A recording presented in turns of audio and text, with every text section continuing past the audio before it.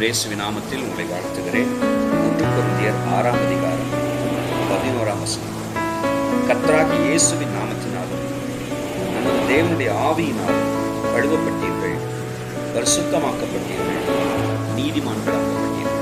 புதிதாக்கப்பட்ட வாழ்வை குறித்து இந்த வசனம் பேசுகிறது. கழுவப்பட்டீர்கள், பரிசுத்தமாக்கப்பட்டீர்கள், நீதிமான்களாக்கப்பட்டீர்கள்.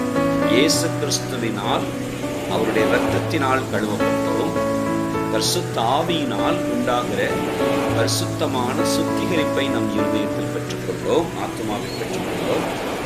நீதிமான்களாக, விசுவாசத்தினால் நீதிமான்களாக்கப்பட்டிருக்கிறோம் என்கிற உணர்வில் புதிதான ஜீவன் உள்ளவர்களாய் நாம் நடந்து கொள்ள கர்த்தர் உங்களுக்கு உதவி செய்வாராக.